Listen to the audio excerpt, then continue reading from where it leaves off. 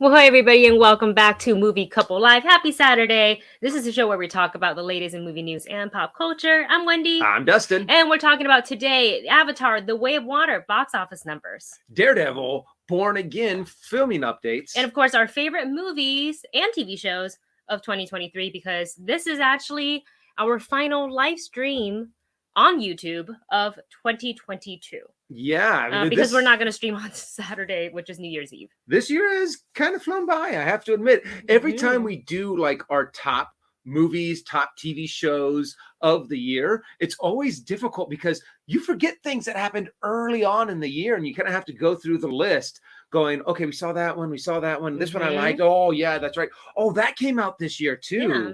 So we'll get to our lists of our top movies and TVs and TV shows in just a minute. But before that, make sure you grab your coffee, grab your boba, grab some Liquid IV with promo code The Movie Couple to get 20% off and free shipping. Yes. Start off your New Year's. What flavor do you have in there today? It's actually the acai berry. Oh, that's a good one. I like that one. That one actually, that one and guava are like my favorite. There's a lot of flavors that I've really liked.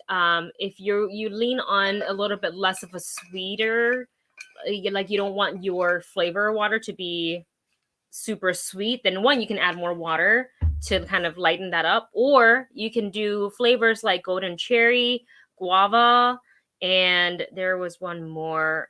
There's a lemon one that is like kind of more Gatorade, so it's probably the least sweet out of all of them. So there's like tons of options. Just go to the Liquid IV website, the official website, and just type in our code, which is like evergreen code, so it doesn't expire after you use it. Like once, you can just keep using it, because we do all the time when we restock our own.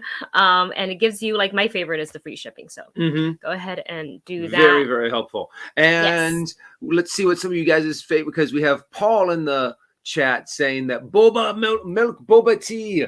I have to admit, it's been a while since I've actually had some boba, and just when we were coming home from Christmas, I was like, oh, let's stop by and get some boba. So I got my boba fix recently, and I've missed it. I want to go back and get my boba some more. I mean, we can go later today.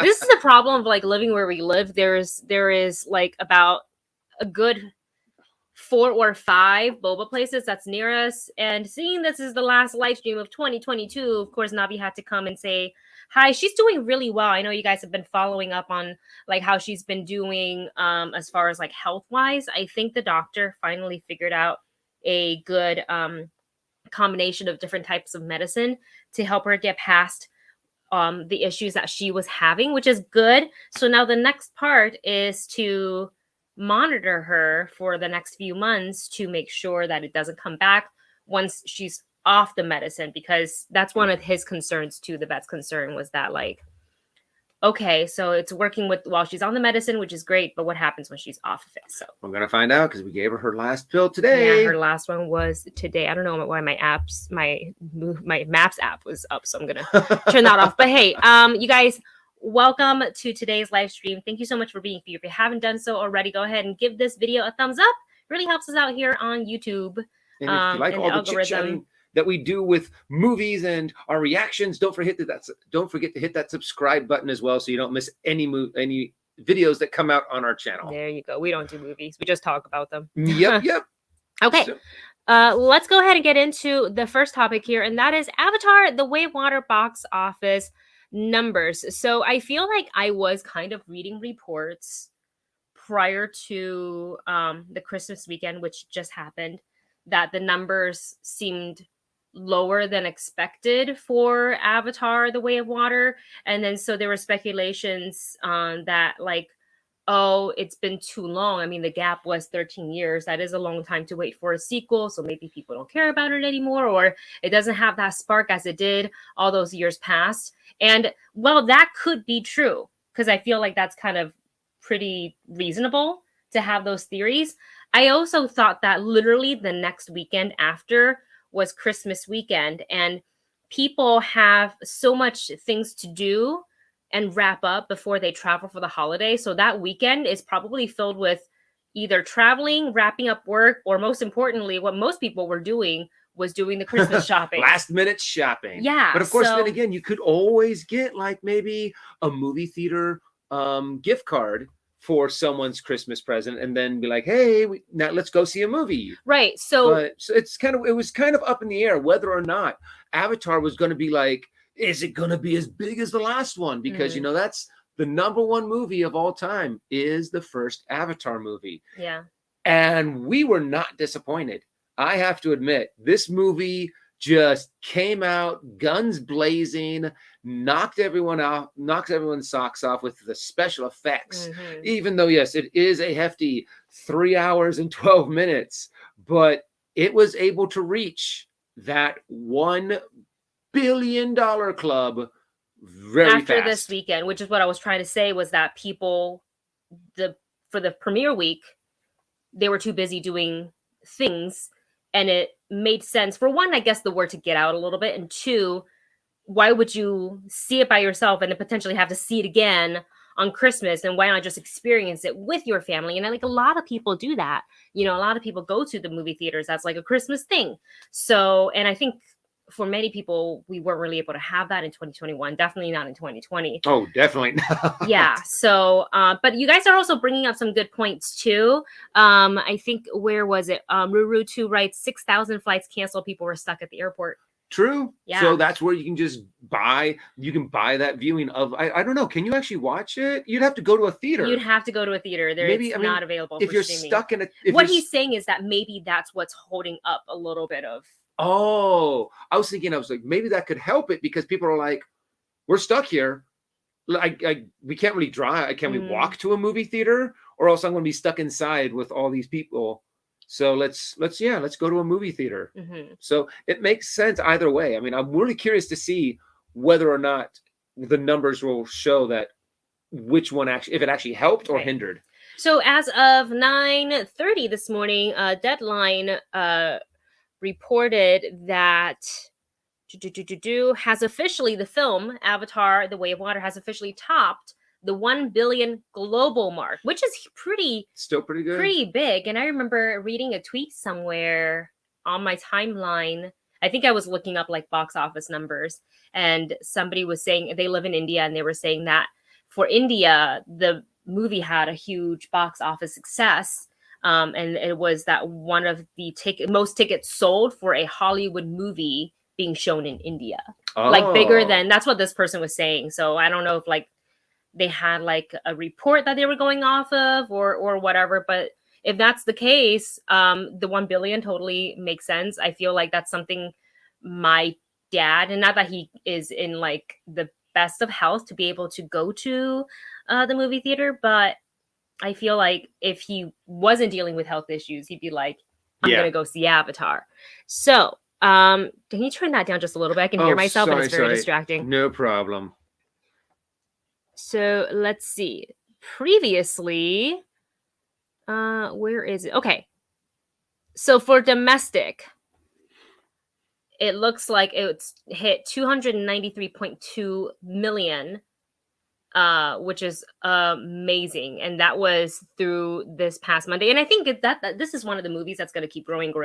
Yeah, because people are going to go see it again. And now that the holidays are over, people have a little bit more free time. And I don't really think there's much competition that Avatar really has to compete with.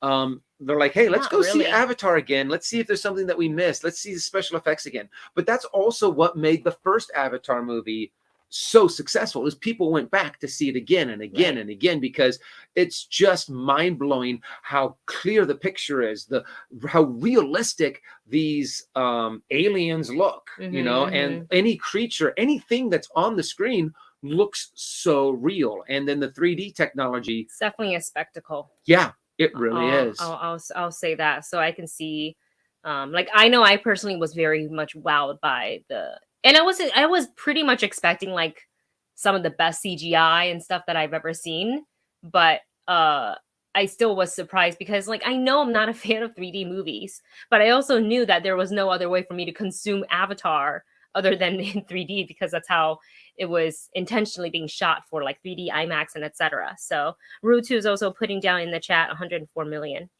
in China, which also makes sense to me. Yeah, I mean, I can see the thing is about this movie is that, true, the special effects are groundbreaking. The the way they filmed groundbreaking. This 3D is the next level.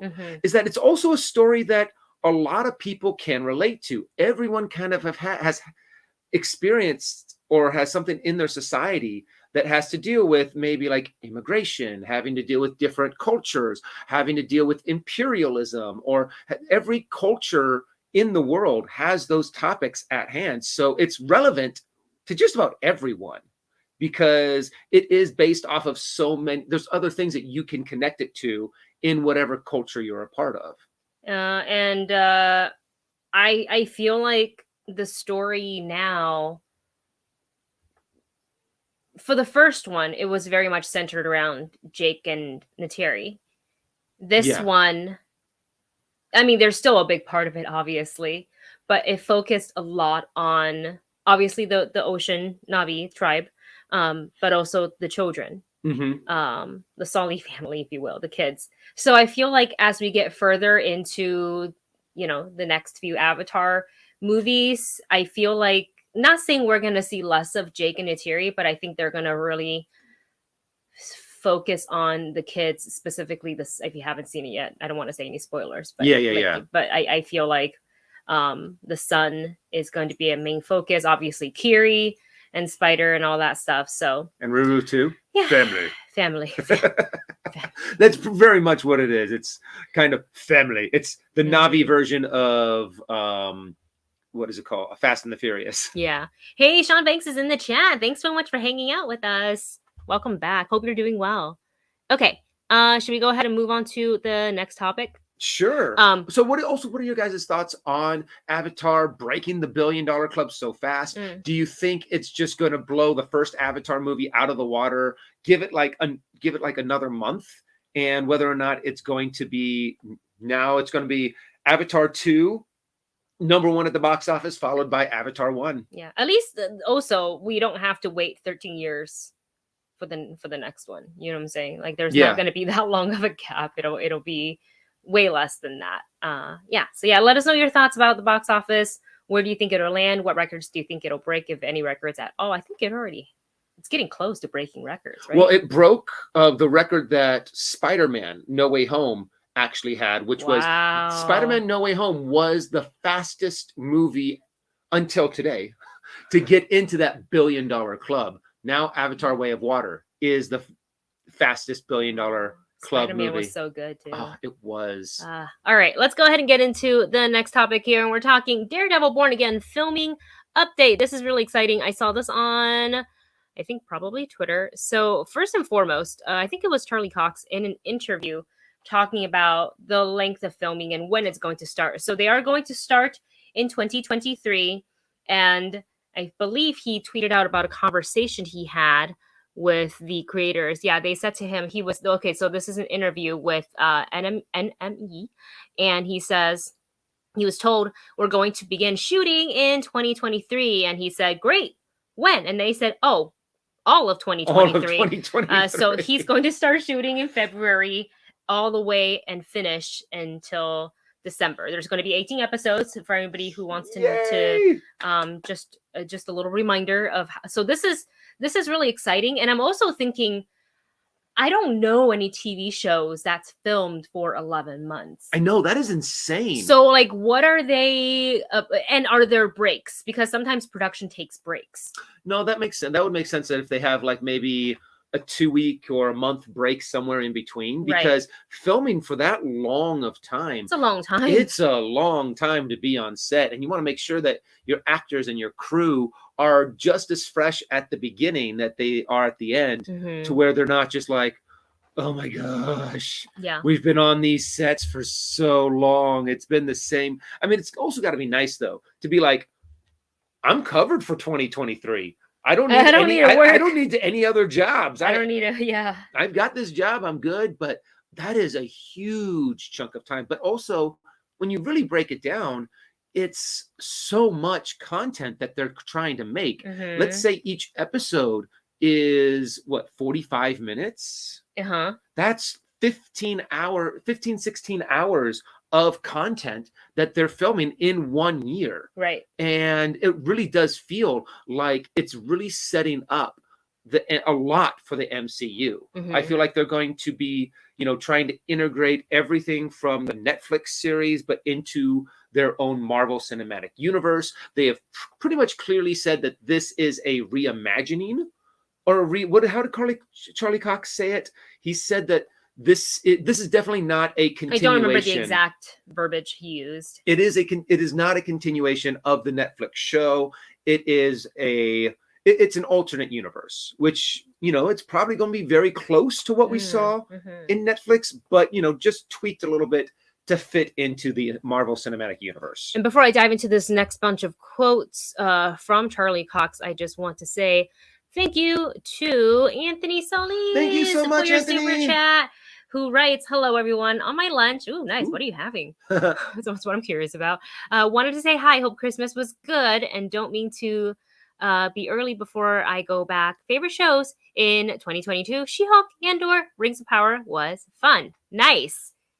Love to hear that. Enjoy your lunch. Glad we're able to provide a little bit of entertainment for you while you are on your lunch. And also a little bit of I guess information from Sean Banks right here in the chat, who says maybe they will film for 6 months and then break for a month and then film the last 5 months to give everybody break time. Yeah, I feel like that would be really, really smart as well. For people who was asking the lengths of the episodes, 40 minutes or closer to 22. We're not sure. I would prefer it to be closer to 40 minutes than 22. It feels like it's too short, but I guess at the same time, if they're doing 18 episodes, some of them could be short. Yeah, true. And honestly, that does make sense that if they were doing so many episodes, they would cut down the length of them. But honestly, it's also one of those things that it's like, it looks like they are investing a lot of time, energy, money, focus on this show. 18 episodes, it's all in one season. It would make sense that they don't, and Daredevil doesn't look like it's going to be like that sitcom-y kind of show either. Well, it's interesting that you say that, because this is the quote I'm going to read directly from Charlie Cox. In his interview, he says, quote, "I am fascinated to discover why they've chosen to do 18 episodes," he said. "I am imagining," and this is not him saying, I know this for a fact. He is imagining, just that's the key word. He says, "I am imagining there's going to be an element to it that's like the old school procedural show. Not necessarily case of the week, but something where we go really deep into Matt Murdock, the lawyer, and get to see what his life is like. And if that's done right and he really gets his hands dirty with that world, I think there is something quite interesting about that." And it's hearing him say that, that's good if that's what he's thinking in the lines of, because like he would have some sort of an idea. I don't know if he's read the script yet, but that sounds like a lot of what we actually got in the Netflix show. Yeah. It wasn't quite procedural, but it definitely wasn't week by week. And we definitely got to see Matt Murdock diving into that world as the lawyer and then also as Daredevil. Yes. And the fact that that's something that I would love to see more of is the fact that it's Matt Murdock dealing with his demons, dealing with these, stressors in his life, and how to still be a good lawyer for those who are innocent, but yet still be able to put on the mask, to put on the mask and still be able to fight crime and be able to try to really change people's lives and make people's lives better. And then on the topic of, what sort of ratings is going to get, is it like TV art? Well, I guess essentially be like rated Ma for mature, right? Ma for mature. Because we know that Netflix was violent and gory, and that's what Especially I think. The Punisher. Yeah. So, I'm saying within Daredevil. Within Daredevil, yeah. So a lot of people were worried that it's going to get watered down because it's on Disney Plus and etc. But I feel like they introduced that like more mature rating on Disney Plus for a specific reason, and also all the Netflix shows I think are on Disney Plus now. The parental control, sorry, not the Ma for mature. But the parental control is now available. So like kids who are too young that definitely should not be watching Daredevil or The Punisher can't get into that. So here's what Charlie Cox had to say in regards to like if the show's going to be dark and graphic and gory. He says, quote, "My opinion," and again, keyword opinion, because he I don't think he has really gotten the script yet. My opinion is this character works best when he's geared toward a slightly more mature audience. Yes. My instinct is that on Disney Plus, it will be dark, but it probably won't be as gory. We've done that. Let's take the things that really worked, but can we broaden? Can we appeal to a slightly younger audience without losing what we learned about what works? So it can be dark, it can be violent, but it doesn't have to be necessarily gory. And I think that's a very fine line. And as long as they can like execute that well, I think they can have a hit on their hands. So we will see, you know, how that works. Let's see what you guys are saying in the chat about Daredevil. Also, I believe Debbie did post something in the live chat Discord, which I am attempting to bring up now. Take a look right now.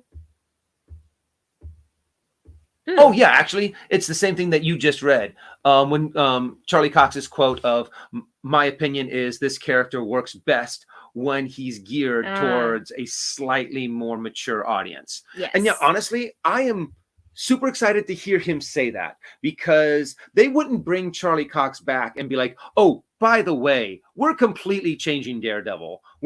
He's not gonna be like the way you play them." Mm-hmm. It makes sense that they're bringing him back because they want to bring a big chunk of what he did in the Netflix series to the Marvel Cinematic Universe. Now, they might make him a little bit more lighthearted, kind of like what they did in She-Hulk, but I hope they don't stick 100% to that tone. It was fun to see Matt Murdock be a little bit more lighthearted and fun in She-Hulk, but I really want because them to it worked focus within that world for that show.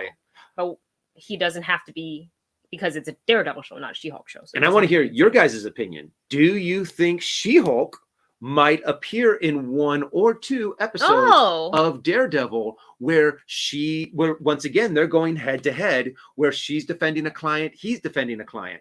I wouldn't be surprised, since in what is it called, in She-Hulk, a little bit of a spoiler alert, not much, but, I don't feel like people at this point care. But it was actually Matt who was actually probably defending the right person, whereas She-Hulk wasn't. And I'm wondering in the next one it's going to be flipped. You know, I wouldn't mind seeing a She-Hulk cameo, but I would prefer it if it was just in the lawyer room. Yes, I don't want to actually see her Hulk out. Yeah, I don't think, because I think then that would change the dynamic of the show a little bit too much, when it should be Daredevil centric. But having her, even if it's a phone call, because you know they like had a thing, and not that he would talk to her about a phone case on the phone, but like, you know how they can kind of talk in codes and stuff like that. Yeah. And pick her brain, or have a whole lawyer thing, like she's defending this person, he's defending this person, they meet, you know, again, I would like to see something like that, because I think when they're not in their like superhero outfits, I mean, when they're good too, but I like seeing them in the lawyer room. In the She-Hulk episode, and I would like to see a little bit more of that, a little bit darker, a little bit grittier would be really cool. Even though if she's in the courtroom, she's probably going to be She-Hulk, because that's how she works. That's her business. She got hired to be the representative as She-Hulk. I suppose she might be in there. And also, if she's not really doing much action wise, it might be a little cheaper. Maybe she just goes and visits. Maybe she just goes to New York City and was like, "Hey, I need a vacation to get away and like not be She-Hulk and just be Jennifer." So that could be cool too. Another thing I was wondering is, because we are pretty sure, not 100% confirmed, but pretty sure that it's not gonna be like, okay, what happened in season 3 of Daredevil? Let's pick up from that. No, it's not. I think so. I wonder, because before we get, so Daredevil films all of 2023, and then it comes out in 2024. We'll have Echo before that, and a main big player in Echo that is going to be also in Daredevil is Wilson Fisk.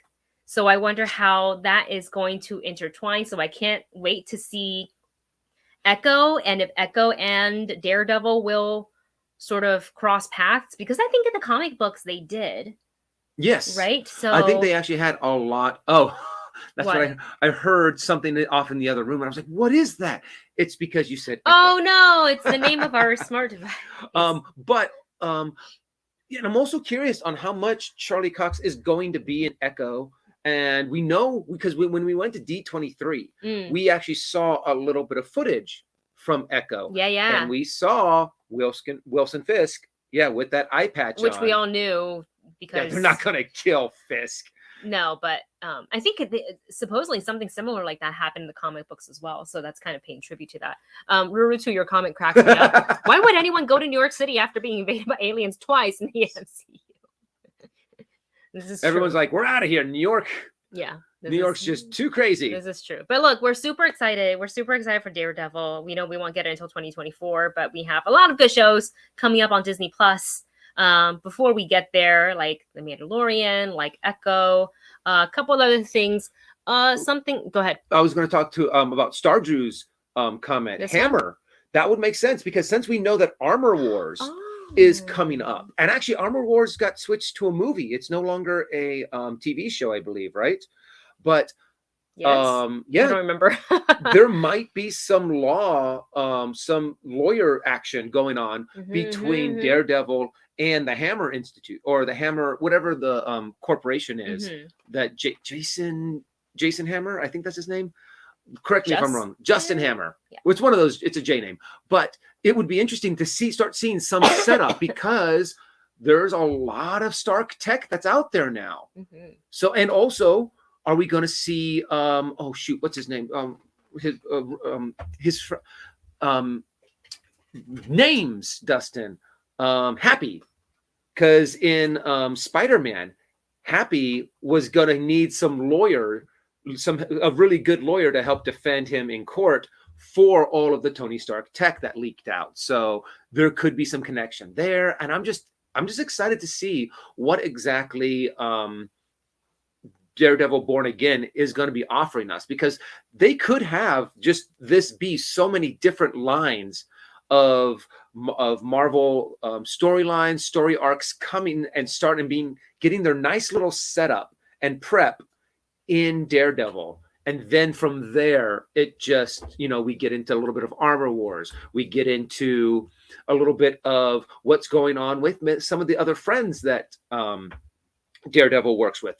I would love to see a little bit of hint of Jessica Jones, a little bit of hint of names again. Who's the other guy? I would love to see Punisher. There's actually a little bit more word of mouth with Punisher, and also I would love to see Luke Cage again. Oh, Luke Cage, yeah. So honestly, this has so much potential in it. So I'm excited to see what's going on. Oh, okay. Well, Debbie just put in a very interesting thing in our Discord. So let's go ahead and take a look. This is coming from Screen Rant. Debbie, thank you so much for putting that in. Marvel's Echo show might be significantly delayed, reveals the writer. Oh. So it says it's originally supposed to have a summer release date, and now it looked like it may not meet that, according to the showrunner Marianne Dare, or Dairy. So let me see why. So this was during an interview on the Writers Panel podcast, where the showrunner revealed that the show was significantly delayed, and she answered it would probably debut a year from now. Oh, okay. So in December of 2023. Okay, so that's still okay. It's still next year. Yeah, that's still okay. As long as it comes out before Daredevil, I think it should be fine. It's so sad that they're not even going to be done filming Daredevil until the end of 2023. Yeah, so that means we're not even. I mean, that is so far away, and they have so much stuff to do. Wait, really? Huh? Jon Favreau played Foggy in Ben Affleck's Daredevil movie. Really? Really? I have not seen that. I've only seen that movie once. So long. That was with Bullseye, right? Colin Farrell. Yeah, Colin Farrell, and also Jennifer Gardner. Gardner, thank you. As Elektra. Wait, he was Foggy? I don't remember off the top of my head, but that's what the chat's saying, and I trust the chat. I do too. I want to see it with my own eyes. And see what he actually looked like. And it's weird. Some of those things that you're just like, I remember seeing it, I just don't remember that. And then when you look back, you're like, oh yeah, I remember now. Oh my God. Look at the preview. Look, ready? Oh yeah, hold on. There. Oh wow, you're right. There he is. Oh my God! And it makes sense. If I'm not mistaken, Jon Favreau and Ben Affleck are pretty good friends, right? But I find that hilarious. It's one of those things that he plays Happy. He's just been he's been working within like the Marvel thing for so long. Yeah. He's like, I will make Iron Man. I will direct it. I'm gonna be in those movies too. You know, I'm gonna be Happy. I'm gonna be Foggy. I think I have that on DVD. I think we have it somewhere. Yeah, that's so funny. Oh, that's so funny, you guys. Early generations of the Marvel Cinematic Universe. Universe. Thank you for that nugget of information. I love. Rinking 1978 says a more greedy Foggy. Oh my gosh, that is awesome. Oops. Bring him back as a variant of Foggy. Honestly, I would love for them to do that, to where you have 2 Charlie Cox Daredevils, and you have Ben Affleck's Daredevil, and then you have Foggy, who happens to be and then you have 3 different Foggies. Oh, I think that'd be hilarious. God, that's so funny. Amazing. I also that's one thing that I'm really excited about in the Marvel Cinematic Universe is the fact that you get, since they are now getting into the multiverse, you can, if it would be hilarious to bring Ben Affleck in as Daredevil again, just for like a short little cameo. Yeah. But I don't know if they'll ever really do that. What? You guys, where are you guys getting all this? Roger 5171 says Johnny Fabs was also in a Batman. Which one? Really? Did he do more acting before directing? Probably. He did do a lot of acting. He did. I know he was in a lot of acting stuff. Remember Chef Jon Favreau? Oh, okay. So Daredevil 2003 is actually on 2003.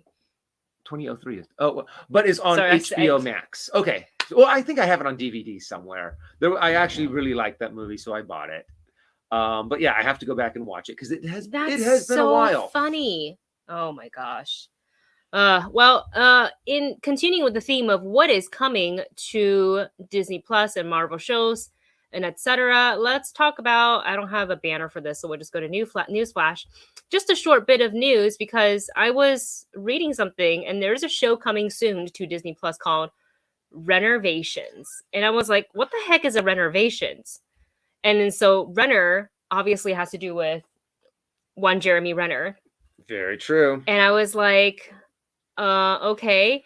So it looks like there's actually, according to Deadline, there's actually going to be 2 unscripted shows on Disney Plus by 2 Marvel stars, 1 Jeremy Renner and 2 Brie Larson. So they've ordered these series, and they're going to be executively produced separately by Brie Larson and Jeremy Renner. So what Brie Larson is executive producing is called Growing Up, which is a series about adolescence, and Jeremy Renner is behind Renovations. So that is a show. 4-part series that embraces Renner's lifelong passion for giving back to communities around the world by reimagining unique purpose-built vehicles to meet a community's need. That's pretty cool. Oh, okay. I don't know why when I was reading Renovations, I was thinking like a Renner vacation, like they matched the 2 words. I was like, he goes on vacations to places. I kind of read through renovation. That's what I was. Brain wasn't clicking, but it just did. That's what I was. I was kind of reading it. I read through it really quickly, and because we're like, I gotta go, I gotta make sure. But yeah, I kind of read it as I thought they were doing like renovations, but it's actually focusing more on just the vehicle. That's going to help the community's needs, which sounds like a good, heartwarming movie. I'm glad that Jeremy Renner is able to take his passion of helping people and make a TV show out of it. So it brings more attention to these needs. It brings more attention to these communities that need a little bit of help. Yeah. And it's also a good way to make some good entertainment. Yes. And then for anyone who's curious about the Brie Larson one, which is like so different, which is bless you, which is kind of cool. It's called Growing Up, and it's a hybrid docuseries that explores the challenges, triumphs, and complexities of adolescence through 10 compelling coming of age stories, which I think is nice to have on Disney Plus. So anybody who is the target audience for that have something to look to and hopefully maybe feel like they can relate to these stories that they're seeing. So just a little tidbit for you. That Disney really wants to keep these certain people in the fold. You know, it makes sense that's why they did Limitless with Chris Evans. Not Chris Evans, Chris Hemsworth. And they're doing all these different shows with some of their stars that are from other properties. It's like, hey, if we keep on giving them work, they're going to keep on working for us. So I'm excited to see more Disney Plus shows, even if there's, you know, if they're not like Marvel or Star Wars, as long as they're fun and entertaining. I'm excited. Wasted Pose says, I thought it was going to be like a home improvement show with Renner. I would watch that too. Every once in a while, I do love a good HGTV. I don't watch it all the time, but sometimes when, you know, the mood hits you, or if you're like doing chores or something around the house, you want to have something on. Generally, like a HGTV equivalent or adjacent show is something that I'll have on the background. And we do have a super chat from Marvin Martin. Oh, thank you, Marvin. Thank you so much, Marvin. Hey, all right. Marvin writes, do you think Daredevil will become too Disney-fied? That's the big question. That's the big question. I'd like to think no, but it's hard to say anything like that when they haven't even started filming. Yeah. And I kind of like that, like, you know, there's no leaks or anything that aren't ready and meant for the audience to know about yet. Like, we don't know. And Charlie Cox is being very coy in his interviews, which is good. And it could be true. Like, he could be either playing it coy, or he could be like, I really don't know as much as, you know, yet. Because they want to keep everything secret. I think there's some people that are really, really good at, you know, digging into these things. So I think we're going to be looking at a spectrum. I think what's going to happen is that for everyone, it's going to be different too. Some people are going to be like, oh my gosh, I can't believe how Disney-fied they did this. Or they're going to be like, oh, I think they found the right balance. Or I think they could have done a little bit more Disney-fied. It's going to be on that. It's kind of going to be like a gauge. And that's going to be the real question, is whether or not they cross that line of just making it too cheesy, too corny, making it too lighthearted, or trying to keep it still in that, you know, a little bit more Netflixy dark and menacing. And just I hope they keep it a little bit more dark and menacing, because that's what Charlie Cox sounds like he really wants to do. Yeah, I don't feel like the gore is like, I if they lightened up on that, I don't think I'd miss that part of it. But I want them to keep it gritty and quite like I don't want them pulling punches on those good fight scenes. That's what I don't want. I want to see those, but I don't need to see like blood stuff on the. Yeah, I don't need to see. I'd be okay with it. I don't have a problem with seeing it, but I don't feel like I'm gonna like the show less if I don't see that. But as long as they keep the integrity of the show more intended toward the mature audience, but they can have a better reach for the younger audience if they don't show the red stuff. Yeah. And honestly, you can get away with that. I mean, there's a lot. Sometimes it's better to tell and not show. You know, to kind of, you know, let the audience know that you can hear the crunch, you can hear the splat, but you don't see the blood splatter. Almost kind of like what they did with Falcon and the Winter Soldier and Moon Knight. Yeah, and like maybe like a step above that, I think that'd be okay, because I don't feel like that was too gory at all, and I think that would be okay reaching the younger, and by younger audience, I'm thinking like 13, 14. Like I was thinking 15, 16 and up. I don't know. I might be a little bit like I was thinking PG-13. Right. So like, you know, kids under a specific age should not be watching Daredevil. Unless supervised. I mean, that's up to each parent. Like my dad and your parents were showing some stuff that like we definitely shouldn't be seeing at our age, but like we watched it with them. I saw Total Recall in the movie theaters. Isn't that R? That is a hard R. That was, you know, you're holding up an innocent civilian as a bullet shield. Yeah. Hard R. Yeah, exactly. Yes, exactly this, Alex. Exactly this. It could also be like Falcon and the Winter Soldier, where it has bloody imagery. From time, remember the shield? Yeah. Yeah. I remember the first time we saw that, we're like, whoa! That was like a first. That was a first for Disney because it was so different than like WandaVision. Yeah, and we know that too. That they're gonna make Daredevil, or not Daredevil. They're gonna make Deadpool rated R. Right. They're not gonna hold Ryan Reynolds back now that he has Hugh Jackman coming in as Wolverine. Ryan Reynolds, I don't think would also say yes to another. Exactly. So I think that thing is like his baby. I think right now we're just a little nervous because this is the first time that they're trying to push that boundary in the Disneyfication of more adult material. Yes. So we don't know what to expect. Yes. So I'm curious. I have high hopes, and I'm pretty sure that I think they're going to nail it.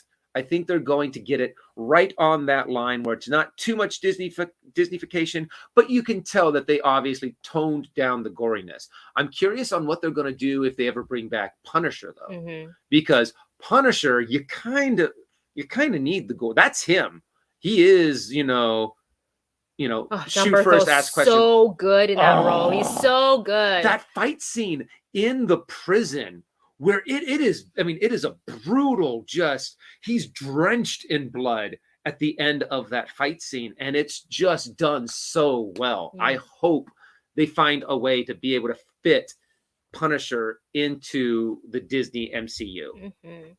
All right, let's go ahead and get into our next little bits of news, and then we'll get into our favorite movies and TV shows of 2022. What is this? No, it's just you. Okay, I'm getting text messages. Gotcha. Okay, I put in this for me, not anybody else, because I just had to talk about it.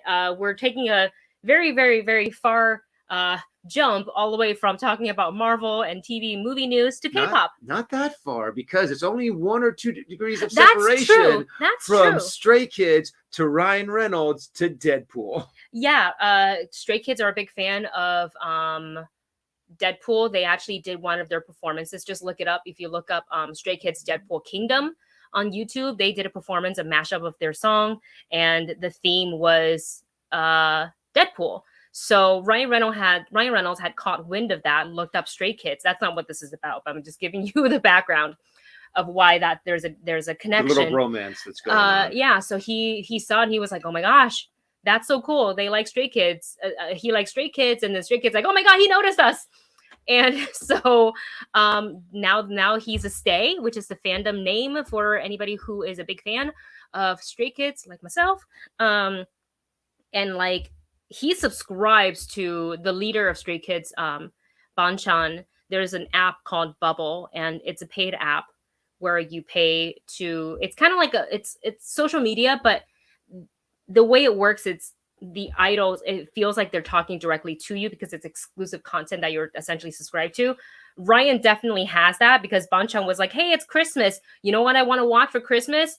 I'm gonna watch Deadpool." And like Christmas movie. Within minutes of Banchan posting that on the Bubble, Ryan Reynolds tweeted about it. I was like, okay, like you are definitely paying for his Bubble for sure. So there is that little bit of a connection. Like, I would not doubt if Stray Kids gets a song for Daredevil 3, the soundtrack. Like, I am manifesting it. I want it. I will buy 20 albums just to push the sales of that for Stray Kids. And what's also really fun is the fact that you forget that celebrities who are big name celebrities still fan out or geek out over other celebrities. The fact that Ryan Reynolds is like, yeah, Stray Kids, and he gets so excited, and yet Stray Kids is going, yeah, Ryan Reynolds. It's so cute. I think the Stray Kids sent Ryan some autograph stuff, and he of course gifted Banchan with an autograph bottle of what else? Aviator gin.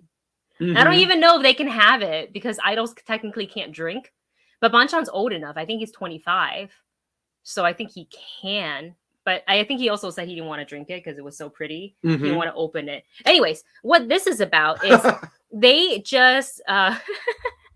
Jamal says, will the Stray Kids be the orphans that Deadpool adopts? It's already happened. That would be Ryan hilarious. Reynolds has already adopted all 8 Stray Kids. Okay, so the album, they just came out recently with a mini album called Maxident, which is where I also thought, huh, wait a minute, is that also like a Maximum little wink wink, maximum effort, Maxident? Maybe. And like Ryan was tweeting out so much about Maxident. So for Stray Kids, they are under the agency in Korea, in South Korea, called JYP Entertainment. But here in the States, they also have a US record label called Republic Records. And then I was seeing the hashtag on Twitter saying Republic Records respect Stray Kids. And I was like, uh-oh, what happened? And apparently people are finding, there are photos, boxes of the Maxident album in the storage room, not displayed at all. And it's just like, what happened there? Who didn't communicate thoroughly? And it wasn't just like one, it was like a Target and a Barnes and Noble and some other stores. When I had a really hard time the day that it came out, actually, interesting. I went to a Target, so I was hosting a sideshow, and there was a Target nearby. So I went straight there as soon as I was done. I was like, "We're done. I'm wrapped. Good." And I was like, "Where's the nearest Target? Because I need to go and buy the album immediately." And we get there, and there was another fellow stay who was asking for it, and the guys, the cashiers that we asked, had no idea. They're like, "What album?" We're like, "It's called Stray Kids. It's K-pop." And we showed him the pictures. He's like, "Let me go look." And he came out with, "Oh, it was sitting back there. It wasn't displayed. It wasn't displayed." So what the heck is going on? Can you imagine this BS happening to BTS? Army would be coming. Oh, yeah. For like, that would not happen. So like, I feel like it's too big of an issue for just a oopsie oversight. So I don't know exactly what it is there, but it feels like, are you trying to prevent them from making sales? I think it might actually have been just an accident. I mean, because also for multiple stores to have the same issue. I guess you're right. I mean, it does seem kind of weird, but I can't see Target, since they had a Target exclusive CD, a Target exclusive sale, they would want to hold back sales. They would want these to be huge successes. I think it's just the fact that since there's all of this restock going on with Christmas and, it's a little chaotic right now, that it might have just somehow gotten overlooked. But the album came out months ago. Why are they finding those boxes now? You get all those order in first. You have to order it from Korea and have it here. Like, so I don't understand that. That's kind of the problem I'm having. And also, like, for K-pop fans, for non-K-pop fans, when really, really dedicated fans go out and buy albums, we don't just, I just buy one because I don't have that kind of money. Because each album, depending on what you get, it could be anywhere from $22 to $50. It really depends. And so let me just show you what comes in an album. Do I have my Stray Kids? Okay. You got like the whole thing, yeah. Yeah, but I don't have the photo cards in. Oh, that's just the book. No, you got it. You got it. You know what? Let me show them the Blackpink one. I have to tell you, there are very few things that Wendy gets super, super excited for. It's K-pop. Stray Kids is one of them. Blackpink was also one of them. But she's actually, it's funny because RM album. Oh yeah, you just got that recently I just too. Bought RM's solo album. It's actually really cute because Wendy lets loose at these K-pop concerts, and I am dying. I saw how she let loose at Blackpink, and that's just Blackpink. And Wendy loves and not Blackpink. Just Blackpink, but like. But Wendy has been following Stray Kids since since Kingdom. I would say I was aware of them before their performances in Kingdom, which I really implore you guys to check that out because all the groups that participated in that, like ATEEZ is in that, TXT, I think TXT, Icon, a couple other groups I can't remember, the boys. But I'm just really curious to see how you're going to be at the concert when we go see Stray Kids. Unhinged. It's going to be like, what is it, all those things? You've already heard my audio, like because it's not my first concert for Stray Kids. But okay, so for example, you get an album like this. So this is a full photo book, but they also come with a bunch of stuff here. So you get like the lyrics, and they kind of did it in like a newspaper way. You get, this is Banchan. You get like a little poster of them, and the cardstock is really nice. You get a little envelope. I already pulled my photo cards out, but I lied. Here's one. It's a joy to watch. Is it a joy to watch? Yes. So you get all of this stuff on top of the CD, and every single like item, like, so these are photo cards, official photo cards. There's no guarantee which member you're gonna get. So what a lot of people do is they will go and buy, say for BTS, for example, 7 BTS albums, because there are 7 members, to hope to complete that collection. It's like collectible cards. So with Maxident, there were like 3 different themed ones, just like Blackpink had 3 different themed ones. I almost straight up bought all 3, but they were $44 per. And I was like, I don't think I can spend the money on that. But just to give you like an insight, they always come with a book. The CD is in here. I have to admit, compared to what CD buying was in the the early in the early 2000s, I'm like, this is like the next level up. I mean, this really does make you want to go out and buy the CD. This is Dustin's bias. This is Lisa. So yeah, there is just like a lot that comes in a K-pop album. So I was just felt a little hot. I was like, when I saw this, I was like, what do you mean?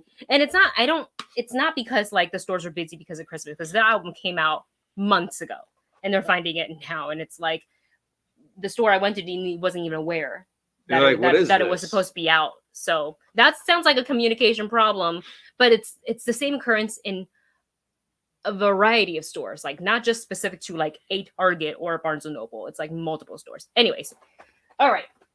Just wanted to talk about that and get that off my chest. I just had Whitney has been so excited to talk about this. All right, let's go ahead and get to a super chat, and then we will get into our favorite movies and TV shows of 2022. Woohoo! All right, Roger, thank you so much for your super chat. Who writes, did you see that Captain America 4 will be about what happens to the frozen celestial in the Indian Ocean? Oh, that makes a lot of sense. Oh, okay. Because New World Order, that's what it's going to be about. What is it? I've heard rumors that what they're doing is actually changing what the Celestial turned into. That she actually turned him into adamantium, so they can introduce adamantium into the MCU and have like a reason why now this Celestial is now so valuable, and everyone's going to be fighting over it. So I'm really, really curious to see. I mean, everything in the next phase, in phase 4 and phase 5 and phase 6 is just so exciting.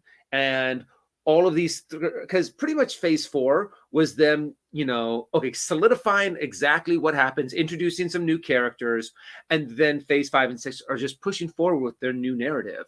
And to see them expand a little bit more, because that's been a big question, is like, why have none of the movies mentioned this huge celestial statue in a sense that's coming out of the ocean? No one's I think they mentioned it once in She-Hulk as a joke, as one of like the little news points. I didn't expect it to go that. I mean, I'm down for it. I just didn't expect it, because they're talking about having Danny Ramirez, I think was the name, right? Like his fellow soldier that got the wings once he became Captain America. He's going to be in it. Isaiah Bradley is supposed to make a reappearance. The leader is supposed to be back in this. We know MODOK's coming in phase 4. Wow, that's interesting. So, and actually, MODOK's in the next movie, Ant-Man and the Wasp, Quantumania. So there's a lot of stuff that I'm excited for, and there's going to be things that they're going to be talking about. You're like, oh yeah, that's right. Yeah, I forgot about that. And which movie is going to tackle those certain topics? And it would make sense that something like a new resource being found, this huge giant statue, in a sense, that's coming out of the Indian Ocean. People are like, what is this? That's true. Whoa, this metal is unbreakable. If you take what this... Is Wakanda going to come and be like, what is this? That's another thing that they could add in there, too, is the fact that Wakanda is now like, oh, wait a second. This is giving vibranium a run for its money. Adamantium's primary quality is the fact that it's once it's forged and then solidified, it is unbreakable. Vibranium's primary quality. It absorbs. It's able to absorb and repel any kind of impact. So it makes it very strong and durable, but it's its versatility that makes vibranium so cool, but it's indestructibility that makes adamantium so cool. Wow. So to see this new resource and all of these world powers, all these world orders are now coming out and trying to fight over this resource. Oh, then that makes sense. And then at the end credit scene, we get Wolverine or the experiment. Oh, maybe they'll call him Experiment X. That'd be so cool. Weapon X. That'd be so cool. But yeah, I'm excited to see where they go with this. Phase 4 was kind of exciting. The stepping stone. Was the stepping stone. Yeah. You just finished your huge beginning of your story arc, solidifying. Okay. Everything that happened, and then preparing for the next big phase.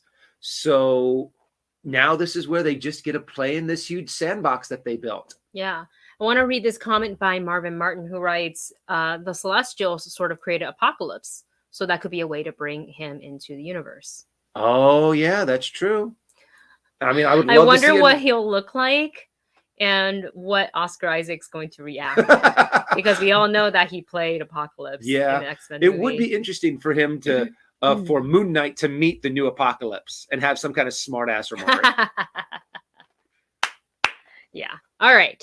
Let's get into our final topic, and that is going to be our favorite movies and TV shows of 2022. A couple of things before we get started. One, we're not ranking them. We're just saying what is our favorite. Just it's too hard, and there's just so many. We just want to celebrate what was good and what really we enjoyed in 2022. And also, you might not hear us mention some of your favorite and many people's favorite shows. And a part of that is because we simply haven't gotten to watch it or haven't finished watching it. So just keep that in mind. And of course, at this point, we invite you to list your favorite. Let's start with movies first. List your favorite movies first in the chat, just so we can see what are some of you guys' favorite. And if, naturally, we forgot to look, to add it to our list because there's so many movies in one year. But we also do have a super chat. Oh, I'm so sorry. On this topic that we missed that came before. I'm sorry. And there Marvin? it is. All right. Sorry, Marvin. Oh, no. Alessio writes, did Chip and Dale make your list of Fave 2022 movies? You know what? I'm going to start off with that because honestly, it's on mine. It's on my list. I made it because I enjoyed this movie. I have to admit, them going completely meta with this and giving us the world, kind of like the world of Roger Rabbit, and we're humans and animated characters and big and small and ugly Sonic. I have to admit, I enjoyed this movie. Yeah. I loved where they went with it. It was creative. It was fun. It was taking no one wants to see a remake of Chip and Dale. Well, if you put it in this context, yes, it's fun to watch. It's fun to watch. And I agree with Jamal's comment. It was a surprise Chip and Dale. Yeah. It really was. I thought it was going to be way more kiddish. Even after seeing the trailer and then as we watching, I was like, oh, this is slightly more mature. Definitely. I mean, the kids can watch and be okay, but. And all of the different properties that they had in that movie too, where I'm just sitting here going, how much did this cost? There's a lot of not Disney stuff in here. Yeah. How'd they get all the rights for this? Yeah. That was a really fun surprise. Really, really great movie. Any other films on your... Wait, why don't we go back and forth? Okay. You pick something from your list. I picked, since we had the super chat, I went off with Chip and Dale, and I'm not going to say it's at the top of my list. Mm-hmm. There are a lot of other movies that I'm like, okay, that is a lot better of a movie, but I really enjoyed Chip and Dale. And without any prompting, I already had that on my list. Yes. Mark that one off. Since we're kind of in the theme of Disney and animation, I guess I can stay on it. And I'm going to say Turning Red.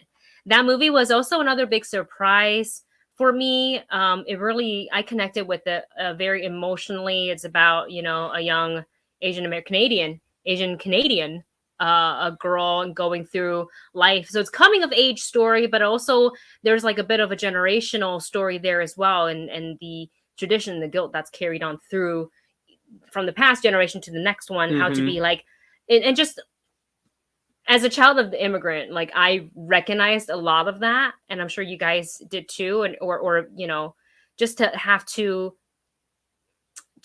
meet that very high standard of being perfect in every way, and picking the right major in college or whatever, and all this and that. So that movie got me like crying like I didn't think it would. And I remember, man, our section where we sat for the premiere, we were popping off. Like everybody in my section, we were laughing loudly. And then like when it got emotional, everybody was sniffling. I'm like, whoa, this is the best section ever. So yeah, really had a good time with Turning Red. I have to admit, I really did enjoy Turning Red too. I don't think I'd laugh that hard in a movie theater to where the level of laughter, to be honest. Yeah. There are movies where I laughed more, but this movie is the one that they hit some of these jokes really hard. And I was just like, ah! And I just had the biggest laugh. And throughout the entire movie, the energy, the character, you fell in love with so many of these characters to where you're like, I wish I had friends like that when I was young. Because they were just so supportive, so loving. They had such a great story. Yeah, and I really did enjoy Turning Red. For anybody who was curious about what Dustin was saying earlier about me being at a K-pop concert, like what I act like, just watch Turning Red when they go and see anytime they mention Four Town.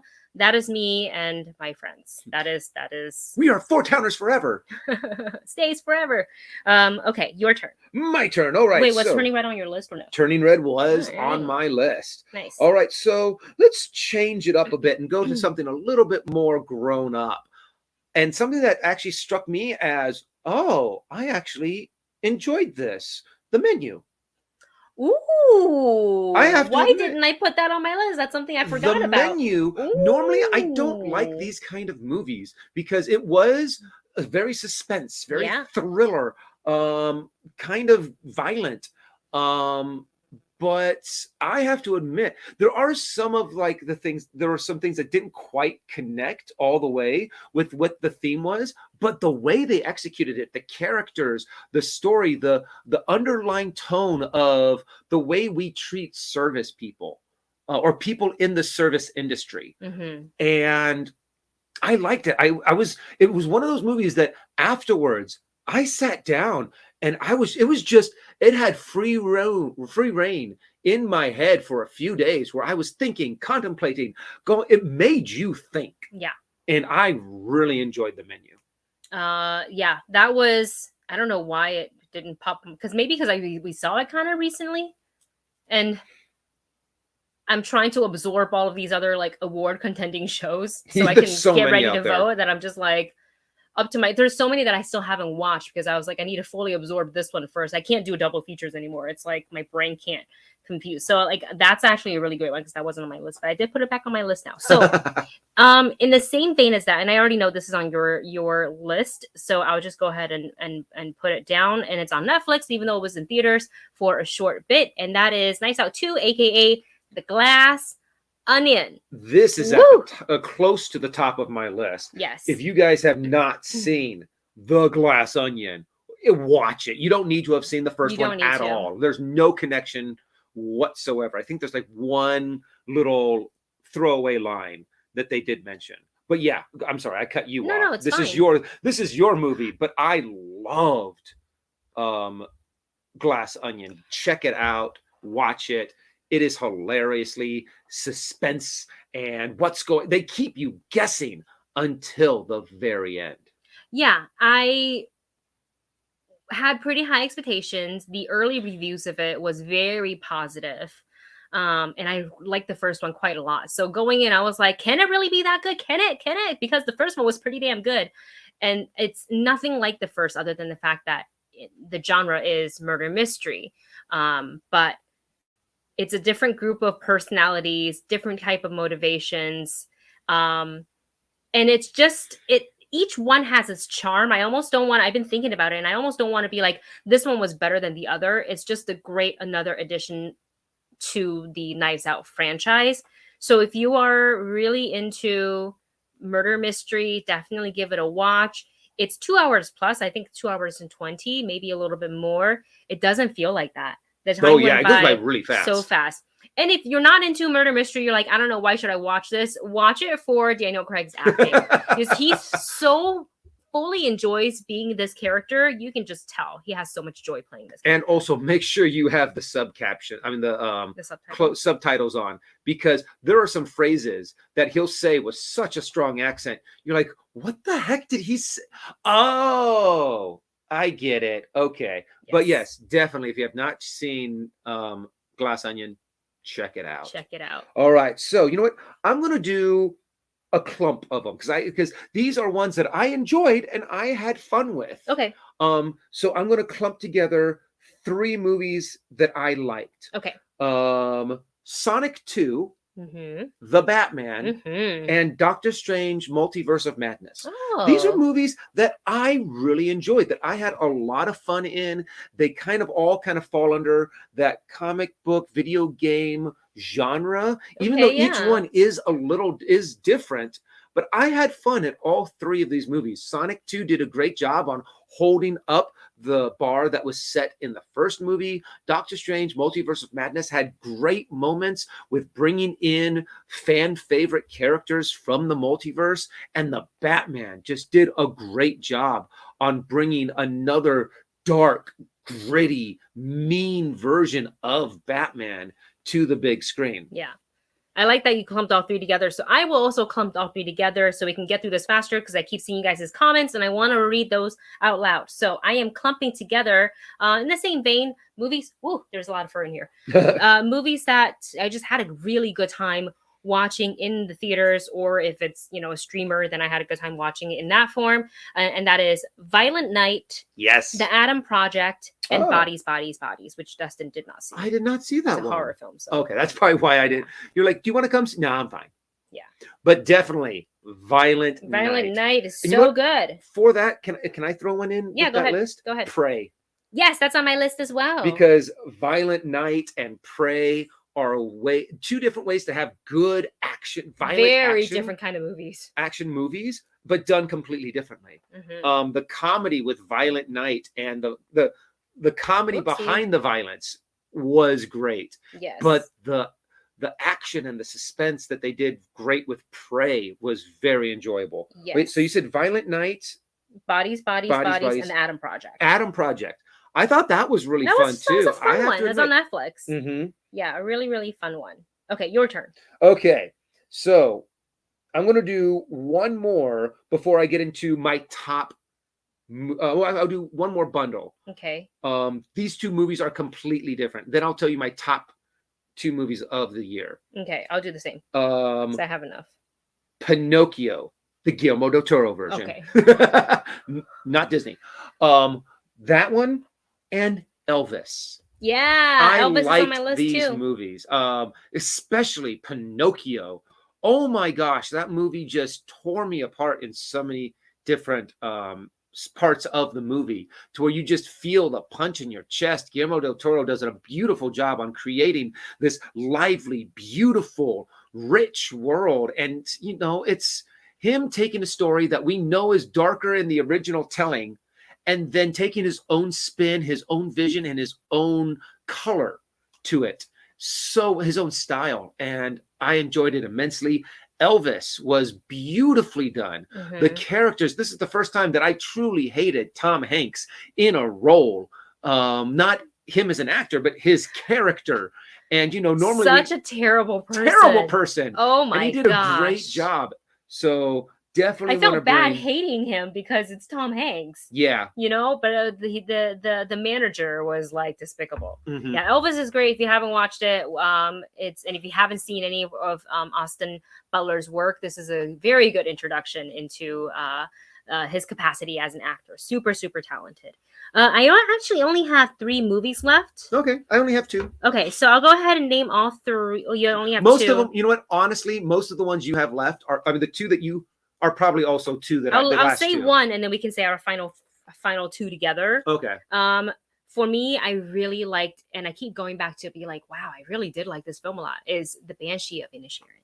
I have not gotten a chance to see that yet. I have the screener. And we have the screener, so I'm definitely going to watch it. Yeah. Because Wendy has talked about that movie lot. Oh man! To where she's like, if that doesn't get some sort of awards for at least like screenplay, acting, it's so good. And I know we haven't mentioned a lot of like the award contending films like Tar, The Whale, and etc. I just feel like I need more time to like process them. There's like a lot. There's like I've got a pile of screeners like that. Especially The Whale.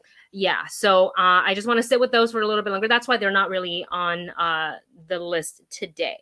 Okay, let's go ahead and get into our final two. The final two. I'll do. I know one of them, and you'll do the other one. I'll let you do this one because it was so impactful for you. Yes. I loved Top Gun Maverick. Yes. Oh my gosh.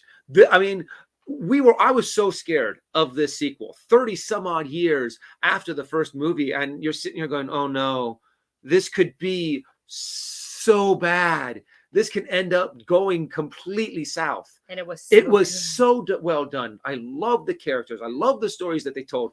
Spoiler alert a little bit if you have not seen it, but it might be a little. Val Kilmer I loved seeing Val Kilmer again. I just loved the story that they told, the way that they told Tom Cruise or Maverick teaching this new group of kids. The relationship between him and Goose's son was just phenomenal. And I'm curious on if the success of this is going to make another Top Gun movie. Yes. Top Gun 3. I mean, if they want to, they could, but I feel like they could also just leave it as it is because it's great. And then our final movie, and again, we're not ranking these.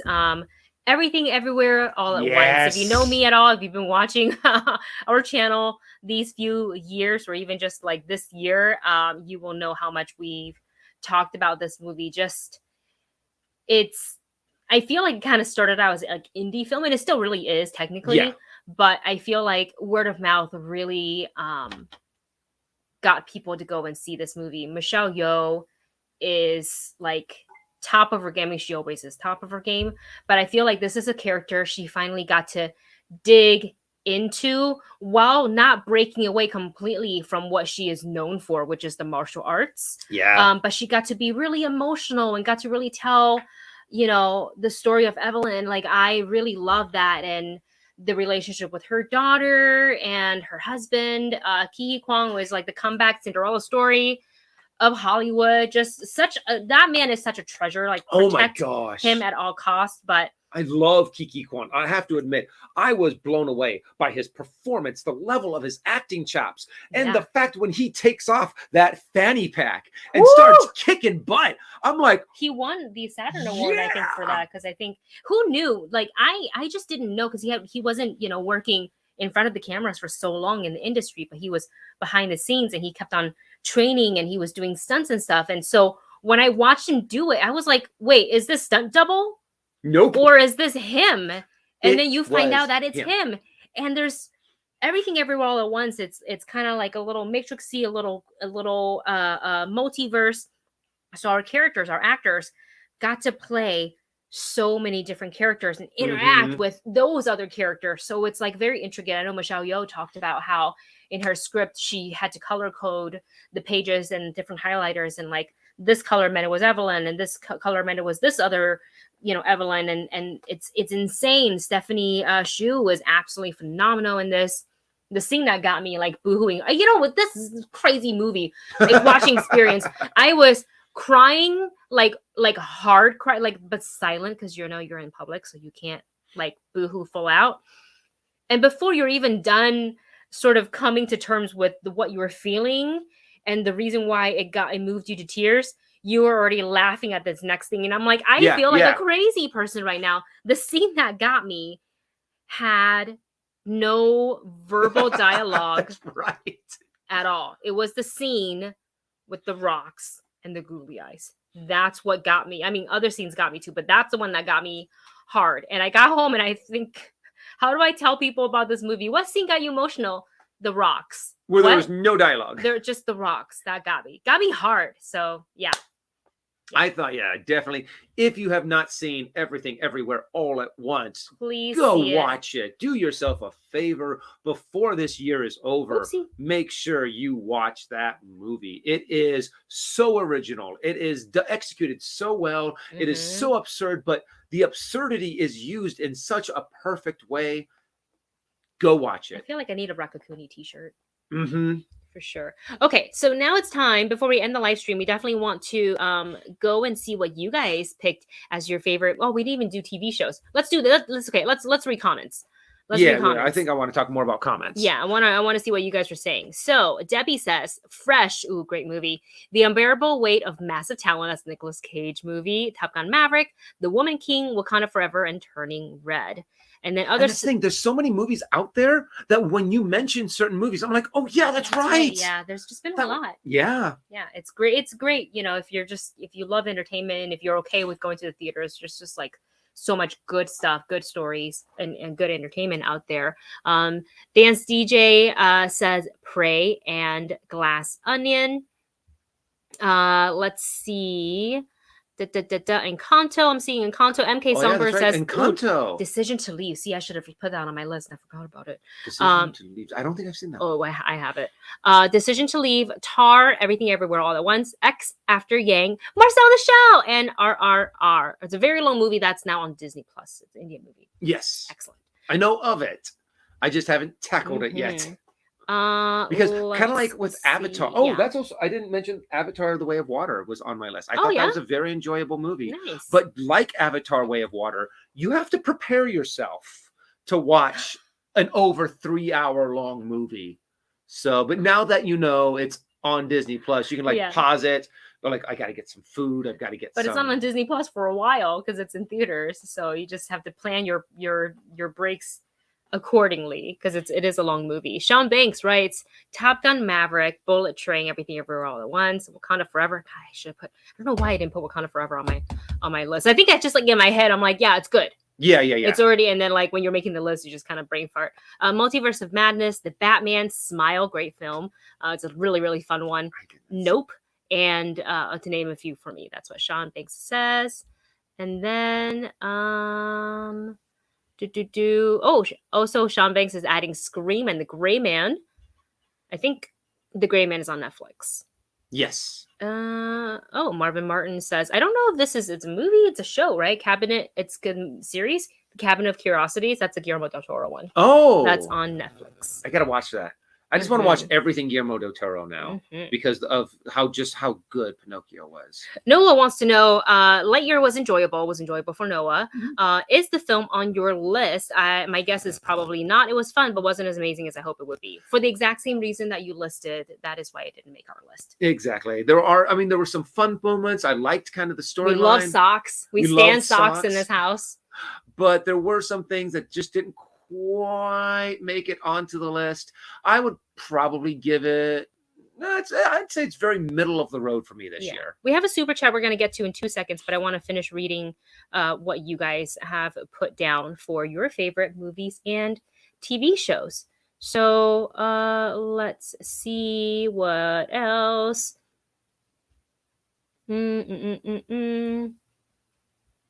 Sorry. I do like, someone did mention that Kiki Kwan looks kind of exactly the same, but bigger, just a little bit bigger.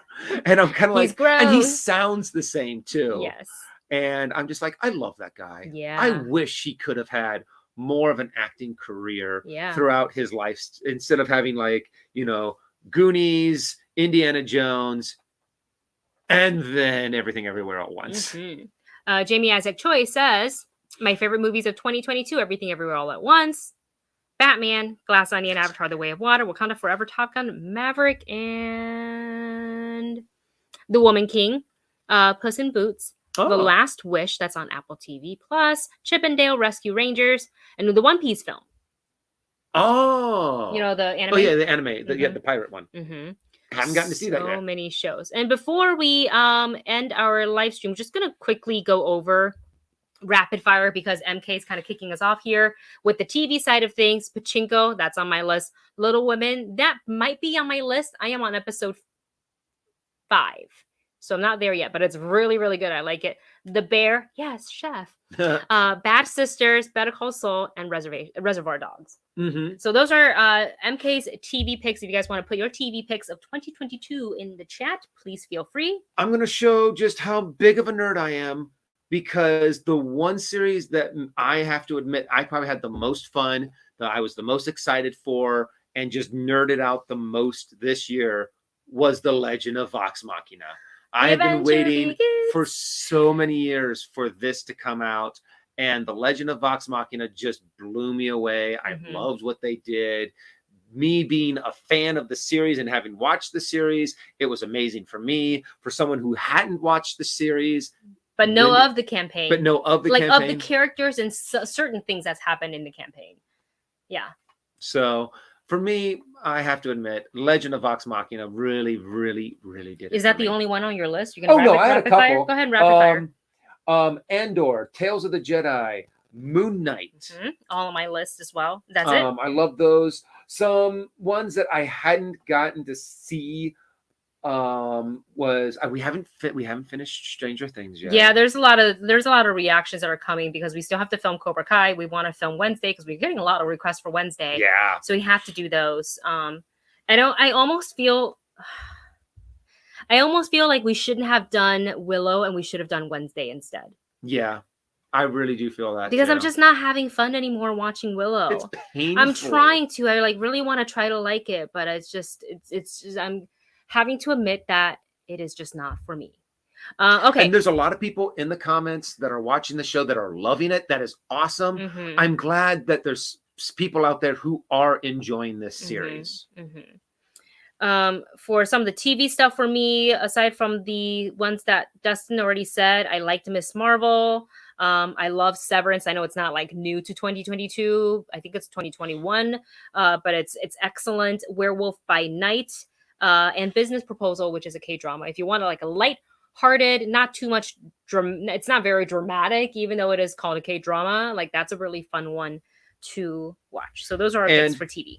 2 episodes of the Book of Boba Fett. Just the 2 episodes that did not have Boba Fett in it at all are honestly, those 2 episodes were amazing. Yeah. I loved seeing Luke Skywalker doing what we've been wanting to see him do since Return of the Jedi, is build his Jedi Order and not have a sequel that just said, oh, by the way, that one thing that you really want to see, that you've been dying to see for decades, oh yeah, he failed. And everyone's dead.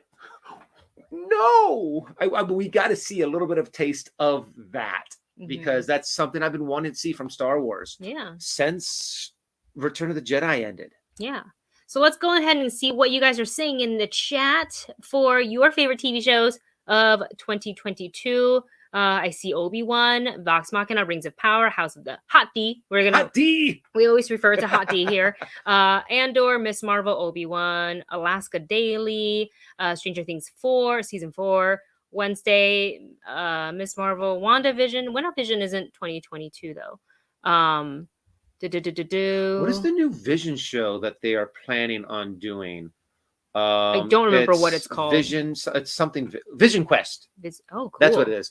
And speaking of which, I was watching a video just a few days ago about theories, about what they're going to be doing for Vision Quest. And it's going to be Ultron coming back, because Ultron copied his memory to all of his little robots, and they had to destroy all of them. However, in Spider-Man No Way Home, there was an Ultron head. So that means that Ultron head might still have the code in it. Is James Spader gonna come back? I hope so. But they can also now kind of start introducing variants of Ultron. But I'm curious to see what they do with Vision Quest. Yeah, very curious. Very exciting too. Let's see. Going back to the comments here, to the chats.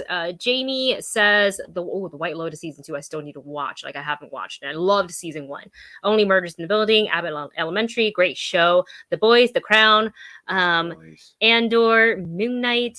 Moon Knight for a lot of people actually. Moon Knight, I have to admit, was good. Moon Knight crushed it. Yeah, I liked every single episode of Moon Knight. Yeah, we're seeing Peacemaker, Lego Masters season 3.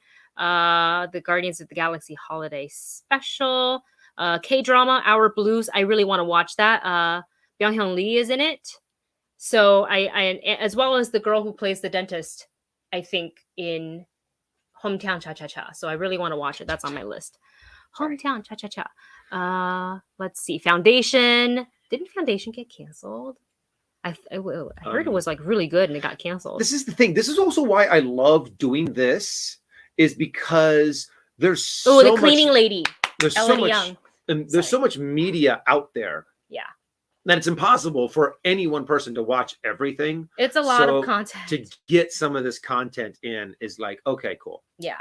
Well, you guys keep on having that conversation. If you're watching us later on a VOD, keep on having those conversations about your favorite movies and TV shows of 2022. Even if we have already mentioned them, put them down anyways, because you might be listing something that somebody hadn't seen and they go, oh, I want to check that out. And you could be introducing something cool to somebody who hadn't seen it.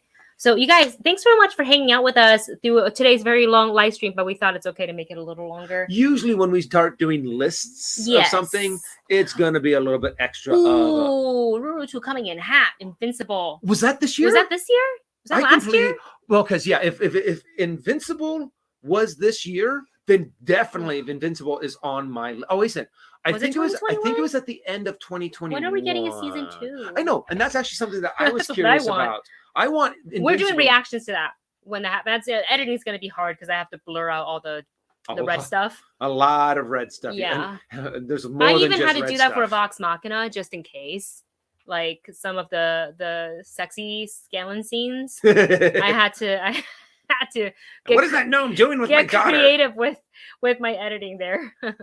But anyways, you guys, if you're still here hanging out with us, thank you so much. Don't forget to hit that thumbs up button. Really gets us more visibility here on YouTube. I really want to try to get us to 75K. I mean, the goal is obviously to hit like, the 100Ks, but we got to get to 75K before we get there. And I feel like we're pretty close. So getting thumbs ups really really helps. So we will see you guys definitely in 2023. Thank you guys all so much for your continuous support, your engagement in the comments, in the chats when we do live streams.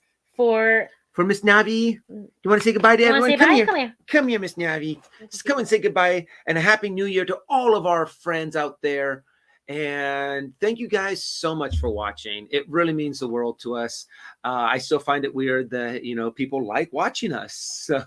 So thank you all so much from the bottom of our hearts. Hope you guys have a wonderful new year. Yes. Hope you guys had a great holiday season. Be safe. Be safe. Go out there, have fun for the new year, but be safe.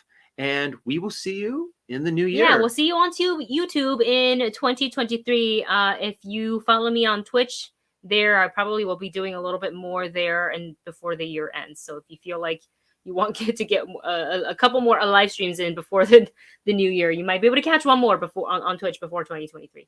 All right, guys, we love you. Oh, now he's like, Mommy, Mom, give me food.